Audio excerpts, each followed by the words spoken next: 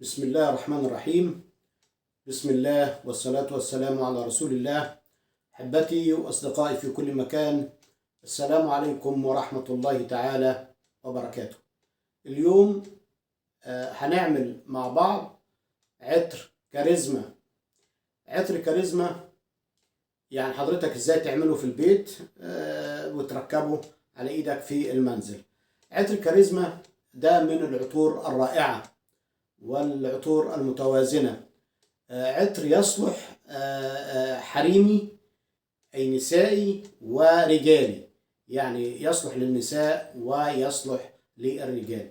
هذا العطر بيصلح لجميع المناسبات، سواء كان مناسبات رسمية أو مناسبات اجتماعية، ويصلح أيضا لجميع فصول العام، يعني كل فصول السنة يصلح لها هذا العطر. هذا العطر اللي هو كاريزما بيتميز انه بيحتوي على نوتات خشبية او نوتات عطرية خشبية ونوتات عطرية زهرية، يعني بيحتوي على الاثنين، نوتات عطرية خشبية ونوتات عطرية زهرية. حضراتكم قمة العطر عبارة عن رائحة الليمون ورائحة الخوخ، دي قمة العطر اللي هي بداية الظهور العطر أو بداية رائحة العطر. أما قلب العطر أو وسط العطر عبارة عن رائحة الورد والياسمين ورائحة زهور البرتقال، ده وسط أو قلب العطر. أما قاعدة العطر بتكون عبارة عن قاعدة خشبية، يعني نوتة خشبية تحتوي على زيت خشب الأرز اللي هو الأرز الأبيض وزيت خشب الصندل. ده يعني المقدمة عن عطر كاريزما. اليوم بإذن الله تعالى هنشتغل مع بعض في الحاجات اللي احنا حضراتكم هنقولها دلوقتي. طبعا مطلوب مننا خامات. الخامات دي عبارة عن كحول الإسايل والحاجة التانية عبارة عن ماء مقطر، والحاجة الثالثة مثبت، والحاجة اللي بعديها اللي هو الزيت العطري للكاريزما. وهنحتاج زجاجة فارغة دي سعتها 50 ملي، وأدوات للتعبئة اللي هو مخبار، ده مخبار 25 على حسب يعني الاستعماله، ومخبار 10 ملي، وسرنجة على حسب المتوفر عند حضرتك ممكن تشتغل بيه. هنبدأ نشتغل. طيب أنا عندي الإزازة اللي عندي اللي هنبدأ نشتغل عليها. الإزازة دي 50 ملي، الإزازة ديت 50 ملي. أنا عايز أعمل اليوم تركيز 20%. طالما 20%، إذا كل 100 ملي من العطر تحتوي على 20 ملي أو 20 جرام من الزيت العطري. احنا بنسهل الموضوع، بنخليه بالحجم على طول على أساس الموضوع ما يكونش فيه تعقيد، بنبسط العملية. يبقى ال 100 ملي من العطر يحتوي على 20 ملي من الزيت العطري. الإزازة دي 50 ملي ما هياش 100، يعني الإزازة دي حجمها 50 ملي، إذا تحتاج 10 ملي من الزيت العطري.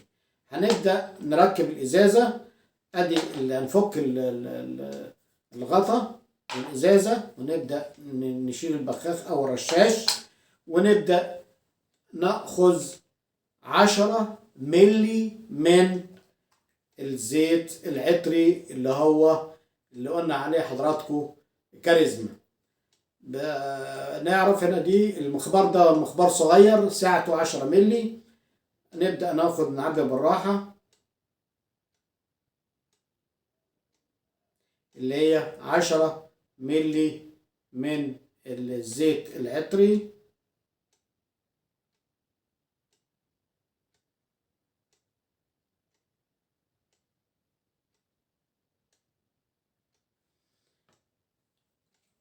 كده 10 ملي من زيت عطري كاريزما. بنبدأ حضراتكم نعبي 10 ملي من الزيت العطري في الزجاجة.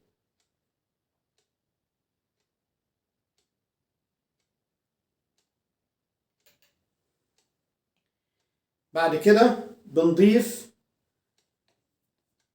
يعني في ناس بتضيف 1 ملي 2 ملي، يعني في حدود من 1 ل 2 ملي من الماء المقطر. والماء المقطر حضراتكم بنضيفه على أساس إن هو بيتخلص من الروائح الحادة الموجودة التي قد تكون موجودة في كحول الإيثايل. فبنبدأ نضيف ما يعادل 1 إلى 2 ملي. احنا هنا هنضيف 2 ملي من الماء المقطر.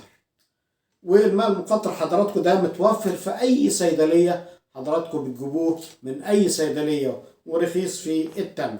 بعد كده بنضيف المثبت.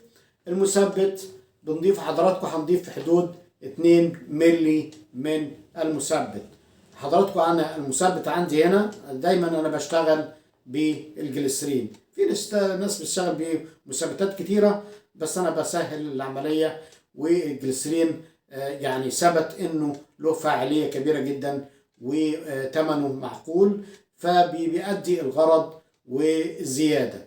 ده اللي هو الجليسرين او الجليسرين، مثبت قوي.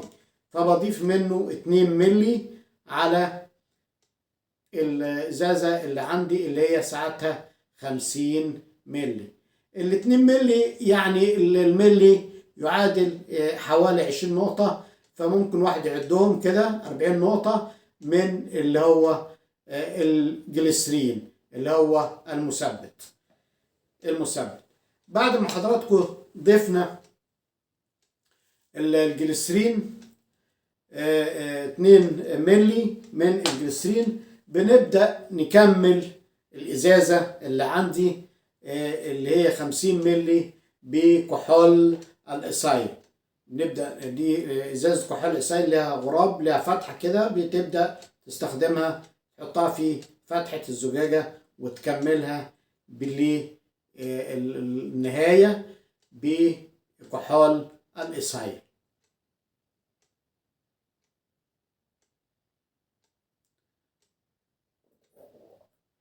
كملنا الإزازة أهو للنهاية.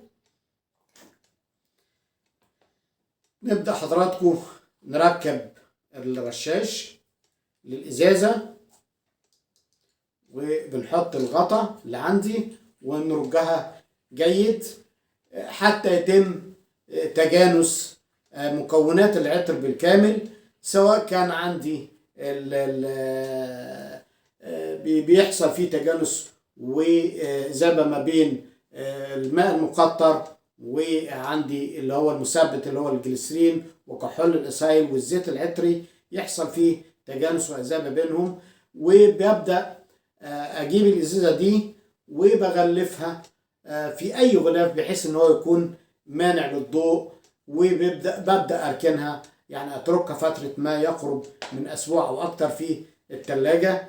في ناس طبعا بتعارض يقول لك التلاجة ما بتعملش وما بتعملش، فاحنا بنرد عليهم بنقول له ما بالك لو عندك حرارة مرتفعة هتأثر على الزيت العطري، هتأثر على الجليسرين والماء المقطر وكحول الإيثايل، بيحصل فيه مشاكل في العطر اللي عندك وبتتحلل مكوناته للأسوأ.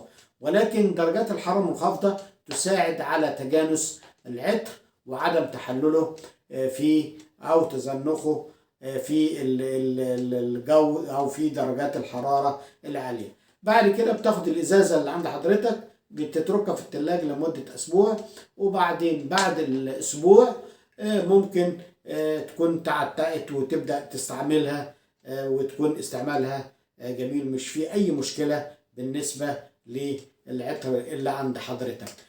حضراتكم يعني ده موضوع اليوم اللي هو ازاي حضرتك تركب زيت عطري او تركب او تعمل ازازة زيت او تعمل ازازة عطر من الكاريزما في المنزل، اللي قلنا تصلح للرجال والنساء معا وكل المناسبات، وزيت من او عطر من العطور المتوازنة.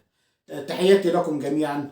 دمتم في رعاية الله وأمنه، والسلام عليكم ورحمة الله تعالى وبركاته.